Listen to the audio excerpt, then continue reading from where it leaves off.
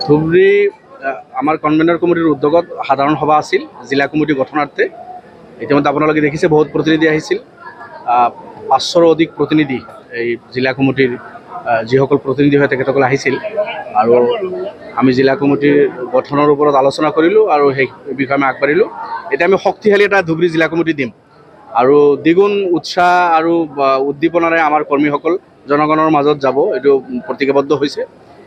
গতিকে আমি বিগত দিনবোৰত ধুবুৰীবাসীয়ে বিশেষভাৱে ধুবুৰী, বিলাচীপাৰা, শালমাৰা এই গোটেইকেইখন জিলাই আমাক যথেষ্ট সমাদৰ দিছিল AIUDF-ক আৰু তেখেতসকল আমাৰ লগত আছে। লাষ্ট এটা ইলেকশ্যন যদিও বেয়া হৈছে, 2006 চনৰ পৰা আপোনালোকে যদি চায় ধুবুৰী সমষ্টিত আমি একেৰাহে 4বাৰ বিধায়ক পাইছোঁ, এতিয়াও আমাৰ বিধায়ক আছে। বিলাচীপাৰা পশ্চিম সমষ্টিত একেৰাহে 4বাৰ ধুবুৰীৰ জনতাই আমাক ভোট দিছে, এতিয়াও আমাৰ বিধায়ক কাছিমি ছাৰ আছে। গৌৰীপুৰত 2বাৰ আমি বিধায়ক পাইছোঁ, বিলাচীপাৰা পূব সমষ্টিত দুবাৰ আমি বিধায়ক পাইছোঁ, এতিয়াও আমাৰ বিধায়ক আছে। গৌৰীপুৰত বিধায়ক আছে, মানকাছৰ শালমাৰাত আমাৰ বিধায়ক আছে। আমি জিলা পৰিষদ গঠন কৰিছোঁ, বিভিন্ন আঞ্চলিক গঠন কৰিছোঁ, 3বাৰ একেৰাহে আমাক MP দিছে। গতিকে ধুবুৰীবাসীৰ প্ৰতি আমি কৃতজ্ঞ। ধুবুৰীত শক্তিশালী আমাৰ সংগঠন আছে। লাষ্ট ইলেকশ্যনত আমি হাৰিছোঁ, এটা ইলেকশ্যন হাৰিলে দল শেষ হৈ নাযায়। গতিকে এতিয়া আমাৰ কৰ্মীসকলে সেইখিনি কিছুদিন তেখেতসকলৰ মনততো এটা দুখ আছিলে, মাননীয় সভাপতি হাৰিছিল, এতিয়া তাৰ পৰা ওলাই আহি এতিয়া আৰু শক্তিশালীভাৱে দলৰ কাম কৰাৰ কাৰণে পণ লৈছে আৰু অহা পঞ্চায়ত নিৰ্বাচন আৰু এছেম্বলি নিৰ্বাচনত আমি নিশ্চিতভাৱে ভাল প্ৰদৰ্শন কৰিম, তাৰ প্ৰস্তুতি চলি আছে। আৰু সাংগঠনিক চাব, কংগ্ৰেছেতো ক'বই, কংগ্ৰেছৰ এই চব অপপ্ৰচাৰ। কংগ্ৰেছৰ দেখোন গৈ আছে। আমি 15জন বিধায়ক নিৰ্বাচিত হৈছিলোঁ, 15জনে আছোঁ। কংগ্ৰেছে 2021 চনত যি নিৰ্বাচিত হৈছিল তাৰে বহুকেইজনতো অলৰেডি বিজেপিত যোগদান কৰিলে। সুশান্ত বুঢ়াগোহাঁইৰ পৰা আৰম্ভ কৰি ৰূপজ্যোতি কুৰ্মী 21ত নিৰ্বাচিত হৈ আকৌ বিজেপিত গুচি গ'ল। আপোনাৰ কমলাক্ষ খোলাখুলি বিজেপিৰ হৈ কাম কৰি আছে, শশী খোলাখুলি বিজেপিৰ হৈ কাম কৰি আছে, বসন্ত দাস কংগ্ৰেছৰ MLA বিজেপিৰ হৈ কাম কৰি আছে। এনেকুৱা কংগ্ৰেছৰ MLA বিজেপিৰ হৈ কাম কৰি আছে। কিছুমানে অলৰেডি জইন কৰিছে, কিছুমানে খোলাখুলি বিজেপিৰ হৈ কাম কৰি আছে। আমাৰ দলৰ চাওক 15জন বিধায়ক ইনটেক আছে, UDF-ৰ হৈ কাম কৰি আছে। তাৰপিছতো হকে বিহকে কংগ্ৰেছে ব্লেম দিয়া, এইটো কংগ্ৰেছৰ কাম। আৰু সদায় ব্লেম দি তেখেতসকলে পাৰ হ'ব নোৱাৰে। কংগ্ৰেছ আপোনালোকে মই কওঁ, দিল্লী ৰাজ্য লাষ্ট 3টা এছেম্বলি নিৰ্বাচনত কংগ্ৰেছৰ আসন 0। 70খন আসনৰ ভিতৰত কংগ্ৰেছে 0 আসন পাই আছে লাষ্ট 3টা নিৰ্বাচনত।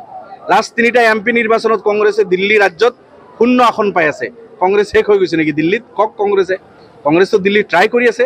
আৰু আমিতো তেনেকুৱা নহয়, 0 আসন নহয়, কংগ্ৰেছৰ সমানে সমানে বিধায়ক আমাৰ আছে। গতিকে অহা নিৰ্বাচনত আমি দেখাই দিম। অসমৰ জনতাই দেখিছে, অসমৰ যিটো চিটুৱেশ্যন মানুহে বুজি আছে, এতিয়া উপলব্ধি কৰি আছে। আজি সংখ্যালঘু নিপীড়িত মানুহৰ ওপৰত আজি নিৰ্যাতন হৈ আছে, কংগ্ৰেছৰ প্ৰতিনিধি কিন্তু মাত মতা নাই। তেখেতসকলে চাই আছে, তামাচা দেখি আছে। আজি ৰকিবুল হুছেইন ডাঙৰীয়া ক'ত? ধুবুৰীৰ MP হৈ গ'ল, এষাৰো মাত মতা নাই। কালি গোৱালপাৰা উঠাইছে, আৰু এদিন বৰপেটাত উঠাইছে। আজি 28জন মানুহ ডিটেনশ্যন কেম্পত উঠাই লৈ গ'ল। এইসকল ভাৰতীয়, এইসকলৰ পিতৃপুৰুষৰ NRC-ত নাম আছে, তেখেতসকলৰ ভাই ককাইৰ নাম আছে, চব পৰিয়ালৰ ডাইনেষ্টিৰ সকলোৰে নাম আছে। 5 ভাই ভনী, 4জনৰ নাম NRC-ত আছে, ভোটাৰ লিষ্টত আছে, মাজৰ পৰা এজনক উঠাই বিদেশী ঘোষণা কৰিছে। এইটো একেবাৰে ইয়াত কোনো লজিকে নাই। গতিকে মই ভাবোঁ এই চব অত্যাচাৰ কৰাৰ বিজেপি আজি সুযোগ ক'ৰ পৰা পাইছে? এই সুযোগখিনি কংগ্ৰেছে কৰি দিছে। আপোনালোকে জানে 2001 চনৰ পৰা 2016লৈকে তৰুণ গগৈ ডাঙৰীয়া অসমৰ মুখ্যমন্ত্ৰী আছিল। তৰুণ গগৈ মুখ্যমন্ত্ৰী আছিল আৰু আপোনাৰ হেমন্ত বিশ্ব শৰ্মা আসাম ইমপ্লিমেণ্ট একৰ্ড মন্ত্ৰী আছিল। আৰু তৰুণ গগৈৰ হোম বিভাগ ৰকিবুল হুছেইন ডাঙৰীয়া চলাইছিল। এই 3জন ব্যক্তি থাকোঁতে 2001 চনৰ পৰা 2016লৈকে তৰুণ গগৈ, ৰকিবুল হুছেইন, হেমন্ত বিশ্ব অসমত লাখ লাখ মুছলমানৰ নামত তেখেতসকলে সন্দেহযুক্ত কেছ লগালে, ফৰেনাৰ্ছ কেছ এইসকলৰ বিৰুদ্ধে লগালে। আজি সেই কেছবিলাক FTত গৈ ফৰেনাৰ ডিক্লেয়াৰ হৈ আছে, এক্সপাৰ্টি ডিচিজন হৈ আছে। এই সুবিধাখিনি আজি বিজেপি উঠাই নি ডিটেনশ্যন কেম্পত এই মানুহখিনিক নিক্ষেপ কৰি আছে। সুবিধাখিনি কোনে দিছে? তৰুণ গগৈ, হেমন্ত বিশ্ব, ৰকিবুল হুছেইন ডাঙৰীয়া, এইসকল অসমত 1ৰ পৰা 15-16লৈকে মন্ত্ৰী আছিল। অসমৰ জনতাই এইবিলাক উপলব্ধি কৰি আছে যে আজি বিজেপি যি জুলুম অত্যাচাৰ কৰিছে, এই জুলুম অত্যাচাৰ কৰাৰ বাট মুকলি কৰি দিছে কংগ্ৰেছে। গতিকে কংগ্ৰেছ আৰু বিজেপি একাকাৰ, তেখেতসকলৰ এই নীতিত কোনো পাৰ্থক্য নাই। আজি যিখিনি মানুহ উঠাই লৈ গৈছে ৰকিবুল হুছেইন ডাঙৰীয়াত কিয় নকয়? তেখেতৰ MP এৰিয়াত পৰে। 28জন মানুহ উঠাই গ'ল, তেখেতৰ কোনো ৰিয়েকশ্যন নাই। হয়, বিদেশী উঠাই ল'লে আমাৰো কোনো আপত্তি নাই। এজন বিদেশী বাংলাদেশী ল'লে আমি নিজে ধৰি দিম।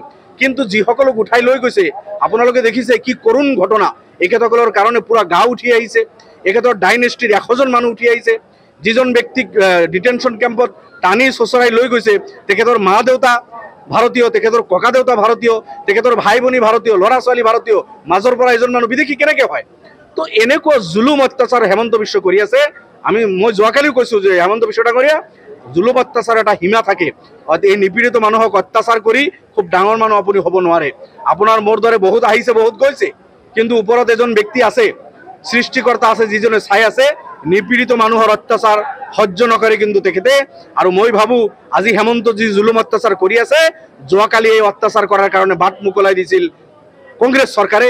ৰকিবুল হুছেইন আৰু তৰুণ গগৈ আৰু হেমন্ত বিশ্ব একেলগে মিলি 1ৰ পৰা 16লৈকে লাখ লাখ মানুহৰ নামত ৰেফাৰেল কেছ কৰি এতিয়া কংগ্ৰেছক সুধিব যে মই যিখিনি কথা ক'লো মিথ্যা কথা ক'লো নেকি। আপোনালোকে সাংবাদিক বন্ধু, আপোনালোকে ইনভেষ্টিগেশ্যন কৰক। এই যিখিনি মানুহৰ বিদেশী আজি এক্সপাৰ্টি কৰি আছে বা ডিটেনশ্যন কেম্পত লৈ গৈ আছে, FTত ফৰেনাৰ ডিক্লেয়াৰ কৰি আছে সামান্য ভুলৰ কাৰণে, কিছুমানৰ নামৰ মিষ্টেক, কিছুমানৰ বয়সৰ মিষ্টেক, কিছুমানৰ আৰু সামান্য ক্লাৰিকেল মিষ্টেকৰ কাৰণে, বা কিছুমানক নোটিছে দিয়া নাই, তেখেতসকলে নোটিছ পোৱা নাই। নোটিছ পাইছে যদি উকিল ধৰাৰ মানুহ পইচা নাই এইসকলৰ, বা কোনোবা লেমেন ভাবিছে আজি নগ'লে কালি গ'লেও হ'ব। এনেকুৱা গৈ গৈ এই মানুহখিনিক বিদেশী সাব্যস্ত কৰি আজি টানি চোচৰাই যি কৰুণভাৱে লৈ গ'ল, এইটো আপোনাৰ চকু কপালত উঠা ঘটনা কৰিলে। আৰু ইয়াৰ ভাৱে কংগ্ৰেছ আৰু বিজেপি বৰাবৰ জগৰীয়া। মই ৰকিবুল হুছেইন ডাঙৰীয়াক আহ্বান জনাম, আপুনি MP হিচাপে ওলাই আহক। এই মানুহখিনিক আপোনালোকৰ ভুলৰ কাৰণে গৈ আছে, কিন্তু আজি ভুল হ'লেও নিৰাপত্তা দিয়ক। হেমন্ত বিশ্বকে কৈছোঁ, আপুনি এই চব জুলুম আৰু নকৰিব। জুলুমৰ এটা সীমা আছে, লক্ষ্মণ ৰেখা অতিক্ৰম কৰিলে ওপৰৱালাও ভাল নাপায়। যে নহওক, এই কথা বতৰা হ'ল যে এনেকুৱা এটা পৰিস্থিতিত এই সংগ্ৰামী সত্তাটোৰ জীয়াই ৰখা, মই ভাবোঁ জনগণে এইটো উপলব্ধি কৰি আছে। কোনো মাত মতা নাই। আজি মুছলমানক মাটিৰ অধিকাৰৰ পৰা বঞ্চিত কৰা হৈ আছে। মুছলমানে বিয়া শাদী কেনেকৈ কৰিব এইটো আজি বিজেপি সিদ্ধান্ত লৈ আছে। নামাজৰ ব্ৰেক আজি উঠাই দিয়ে, সেইখিনি আমি কৰিব নোৱাৰিম। আমাৰ MLA আমিনুল ইছলাম বিৰোধ কৰিলে, নামানিলে। আজি আমাৰ ছোৱালী কি পিন্ধিব সেইটো বিজেপি নিৰ্ধাৰণ কৰিব। আমাৰ পাকঘৰত কি খানা হ'ব সেইটো বিজেপি নিৰ্ধাৰণ কৰিব। এই চিটুৱেশ্যন এনেকুৱা এটা কৰিব দিব নোৱাৰি। এটা গণতান্ত্ৰিক ৰাষ্ট্ৰ আমি বিচাৰোঁ, হিন্দু মুছলমান সকলে মিলিজুলি এই দেশত থাকিব লাগিব। গতিকে বিজেপিৰ এই স্বৈৰাচাৰিতাৰ বিৰুদ্ধে এটা সংগ্ৰামী মঞ্চৰ প্ৰয়োজন, আৰু সেইটো UDF কংগ্ৰেছে সেই কাম নকৰে। সেইকাৰণে মই ভাবোঁ জনগণে উপলব্ধি কৰিব, এটা ইলেকশ্যনত আমি হাৰিছোঁ, বহুত ইলেকশ্যন আমাক জিকাইছে, আগত বহুত নিৰ্বাচন আছে, শক্তিশালীভাৱে আমি ৰাইজৰ মাজত যাম।